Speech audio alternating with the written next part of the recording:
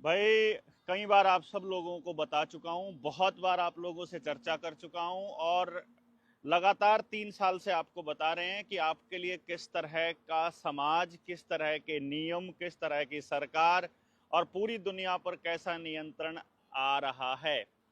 आप उसको कितना सीरियसली लेते हो ये तो निर्भर करेगा आपके ऊपर।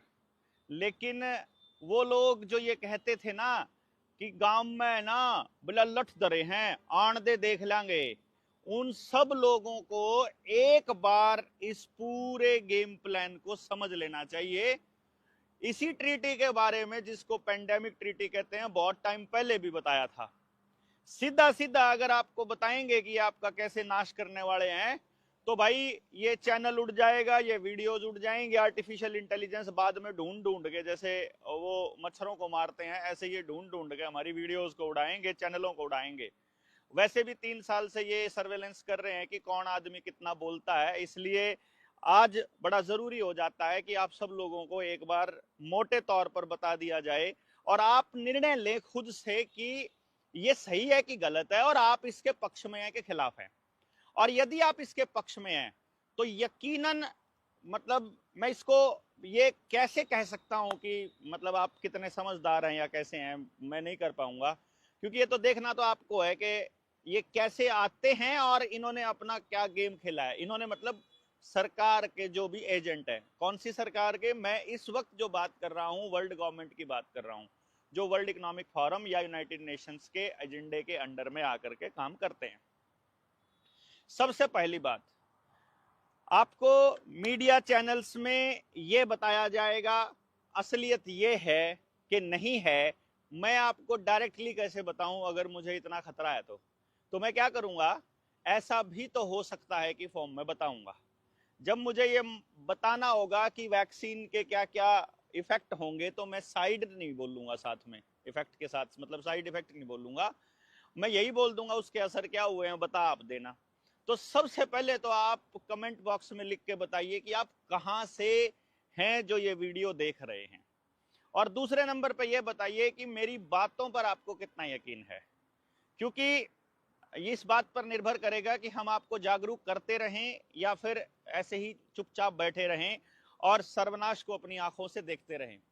अभी इस वक्त जो हम आपसे बात कर रहे हैं वो पेंडेमिक ट्रीटी के ऊपर है कि किस तरह से आपकी ना केवल शारीरिक बल्कि सामाजिक सॉवरेनिटी के ऊपर भी आपके अटैक होने वाला है। मैं इस फ्रीडम को किस तरह से मानता हूं, जैसे पिछली बार कोरोना का दौर आया तो आप लोगों को जब बीमारी नहीं थी और कोई सिम्टम नहीं था, तो आपको किसी एक्सपर्ट ने बताया कि आप पॉजिटिव हो। आप कह रहे हो मुझे कोई लक्षण दिखाई नहीं दे रहा, आप कह रहे हो मुझे कोई बीमारी नहीं है, लेकिन फिर भी आपको जबरदस्ती मास्क पहनना पड़ा, जबरदस्ती वैक्सीन लगानी पड़ी कि आपकी इम्यूनिटी हो सकता है बढ़िया हो, लेकिन आपको लगाना पड़ेगा, क्योंकि नहीं तो आप दूसरे लोगों के अंदर फैला सकते हो। इसी तरह की चीजों का इस्तेमाल करके आपकी सॉवरेनिटी को, आपकी स्वायत्ता के ऊपर अटैक किया जा सकता है, और वो अटैक कंटिन्यूअसली होने वाला है।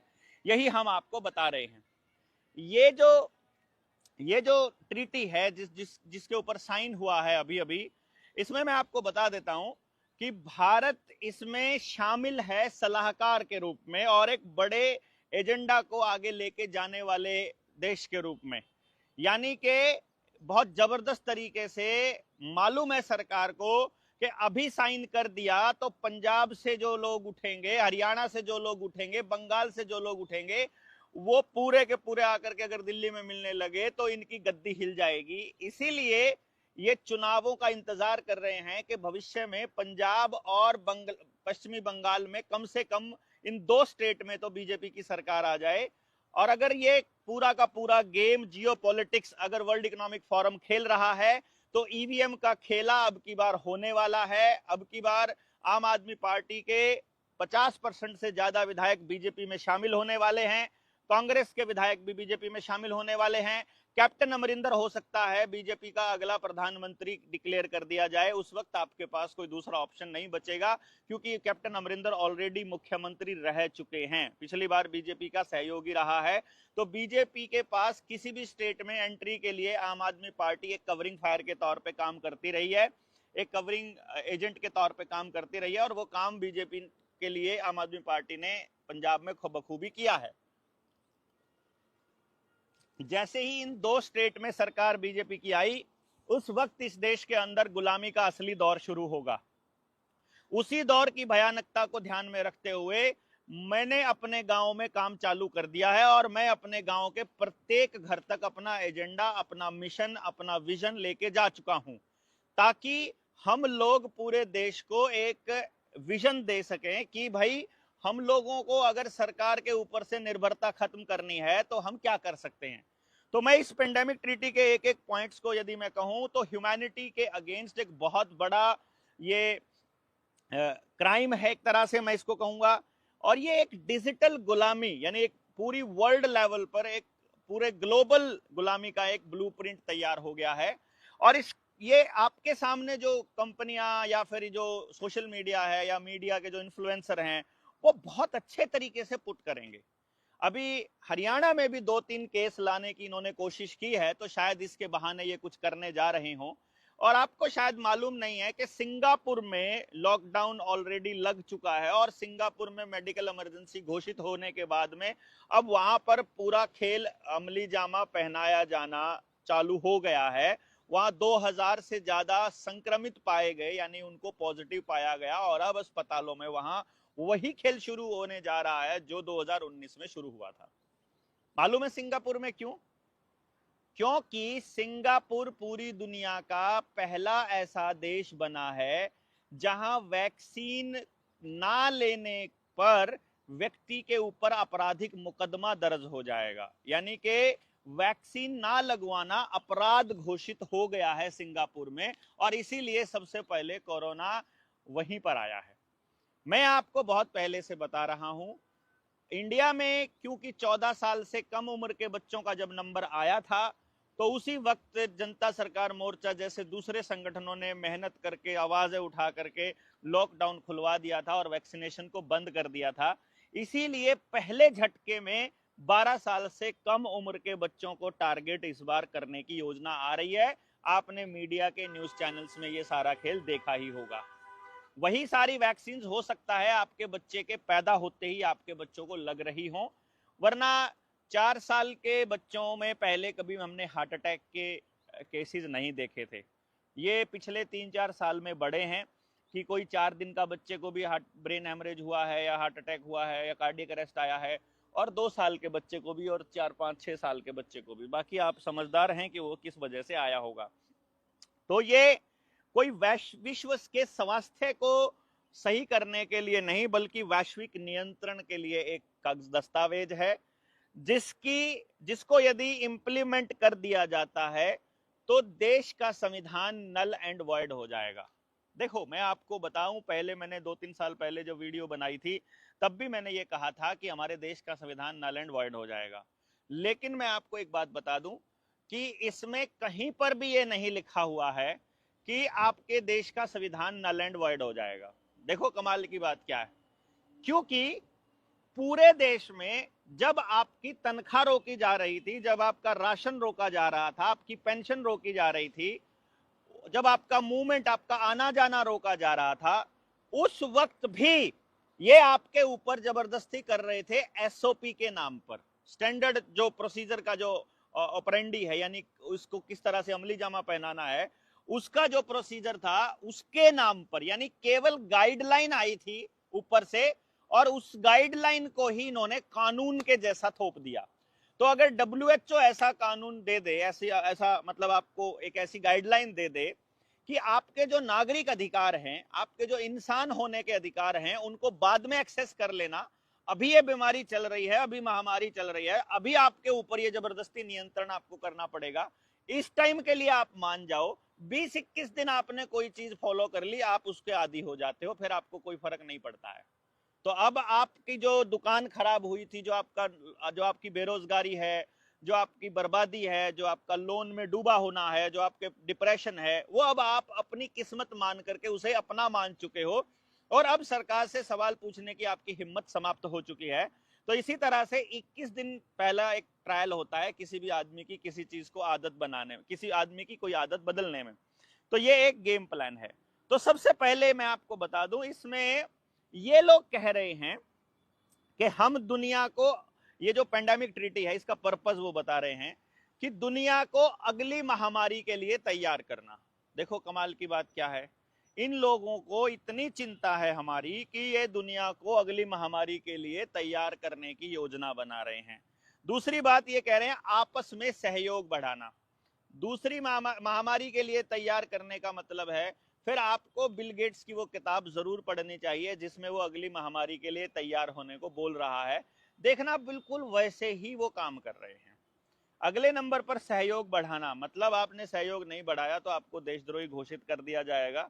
और ये ऑपरेशन सिंदूर चलाया था जिस वक्त, इधर तो आप ऑपरेशन सिंदूर में उलझे हुए थे और उधर जो है वो पेंडेमिक ट्रीटी के ऊपर वहां पर तालियां बज रही थी और उसके ऊपर सिग्नेचर्स हो रहे थे। फिर वो कह रहे हैं, देखना आपको शब्दों के अंदर ही छुपी हुई गेम प्लान को समझना है। स्वास्थ्य सेवाओं की समानता सुनिश्चित करना। असल में ये कह रहे हैं कि पूरी दुनिया में हर किसी को एक ही इंजेक्शन लगाना है, एक ही वैक्सीन लगानी है, जब ये बोल रहे हैं स्वास्थ्य सेवाओं की समानता सुनिश्चित करने को। जबकि आयुर्वेद कह रहा है कि सबकी प्रकृति अलग होती है हर शरीर की। होम्योपैथी कह रही है कि फैमिली हिस्ट्री छोड़ो, जीन्स तक का भी प्रभाव पड़ता है। तो आप ये कैसे कह सकते हो कि किसी एक छोटी या बड़ी बीमारी के लिए आपको एक ही तरह की वैक्सीन सबको लगानी चाहिए या लगानी पड़ेगी या हम लगाएंगे? तो असल में तो ये ग्लोबल गवर्नेंस का एक मॉडल तैयार हो रहा है। पूरी दुनिया पर कब्जा करने का इजरायलियों का अमेरिका के थ्रू जो गेम प्लान है उसको अमली जामा पहनाया जा रहा है। आजादी की इस लड़ाई में अब की बार हम अंग्रेजों से अधूरी आजादी नहीं लेने वाले हैं। अब की बार WTO से भी आजादी चाहिए, वर्ल्ड हेल्थ ऑर्गेनाइजेशन से भी आजादी चाहिए, अंग्रेजियत से भी आजादी चाहिए, और जितने दुनिया के लेवल पर भारत को बांधने वाली संधियां हैं हर संधि से आजादी चाहिए। हो सकता है वो आपको परमाणु बम से डराने लग जाएं, लेकिन परमाणु बम से अगर आप डर गए तो आप कभी जीत नहीं पाओगे। मैं आपको एक बात बता देता हूं, भारत पर कभी भी परमाणु बम गिराया नहीं जा सकता। मैं आपको ये बहुत अच्छे से बता रहा हूं। भारत पर परमाणु बम क्यों नहीं गिराया जा सकता, इसको समझना है यदि तो आपको देखना होगा कि एशिया के जो दक्षिणी हिस्से पर, वहीं पर इतनी जलवायु, इतनी विविधता, इतने जड़ी बूटियां और इतना जंगल, ये सब कुछ मिलता है। अभी क्या है कि इन्होंने पेस्टिसाइड डाल करके हमारे जंगल खत्म कर दिए हैं, पर यदि आज हम लोग जागरूक होना शुरू करेंगे तो आज हमने अगर पेस्टिसाइड डालना बंद कर दिया तो जड़ी बूटियां उगना अपने आप शुरू हो जाएंगी और 3 साल में हमारी धरती वापस वैसी हो जाएगी कि हम गोवंश से दोबारा से, यानी बैल से हम लोग खेती करने लायक हो जाएंगे। यानी आपका जो सब्र है वो 3 साल का है और जो ये पेंडेमिक ट्रीटी को अमली जामा पहनाना है वो 2 साल का है। मैं आपको ये 2 साल इसलिए बता रहा हूं क्योंकि 2 साल में ये चुनाव भी हो चुके होंगे। इधर से पश्चिमी बंगाल का चुनाव मान लेते हैं कि दोबारा से ममता बनर्जी जीत गई और ईवीएम का खेल इनका फेल हो गया, तो उस वक्त के लिए फिर ये वहां पर हिंदू मुसलमान के दंगे या रोहिंग्या के दंगे करवा करके राष्ट्रपति शासन लागू कर देंगे। इसी तरह से पंजाब में भी इनका जो प्लान बी है वो राष्ट्रपति शासन है। जैसे मणिपुर में अभी राष्ट्रपति शासन चल रहा है, जैसे JNK में राष्ट्रपति शासन लगा देंगे, और इसी तरह से दूसरी जगह पर भी ये जहां जहां इनकी सरकार नहीं है वहां राष्ट्रपति शासन लागू हो जाएगा। राष्ट्रपति आपको पता ही है कितने दिमाग वाली है, वो तो आप समझते ही हैं। और बाकी जगह पर जो है वो मतलब इनकी सरकार है ही है, तो एक तरह से पूरी दुनिया में सरकार इनकी बन जाएगी। पुलिस के नाम पर स्पेशल टास्क फोर्स ऑलरेडी ये बनाने की तैयारी कर रहे हैं। भारतीय न्याय संहिता में इन्होंने एक जो अभी सिविल डिफेंस के नाम पर जो फॉर्म लिए थे इन्होंने सेना में भर्ती होने वाले, वो गांव में से किसी का भी कार्ड बनाकर वो पुलिस का मुखबिर उसको साबित कर, वो कह देंगे गांव के जो सबसे गुंडे लुच्चे बदमाश लोग हैं उनको ये पुलिस के साथ अटैच कर देंगे कि ये लोग अगर गांव में कोई हिला तो इनके ऊपर तुमने अटैक किया तो सरकार पे अटैक माना जाएगा। तो भारत सरकार यानी हमको दोबारा से अपने अधिकारों को वापस लेने की दिशा में इसके ऊपर काम करना पड़ेगा। तो मैं आपको ये इसलिए बता रहा हूं 2 साल का समय, क्योंकि वर्ल्ड इकोनॉमिक फोरम और WHO ने भी 2 साल का समय दिया है इसके लिए, और 2 साल का समय ही भारत के अंदर बाकी की सरकारों का और चुनाव होने का रह जाएगा। और 2 साल में ही ये सारा का सारा अगले चुनाव जो सरपंची के चुनाव है वो भी अपने हरियाणा में 2 साल के बाद ही हैं। तो ये सारा का सारा प्लान इस तरह से अमली जामा पहनाया जाना है कि भैया इस 2 साल के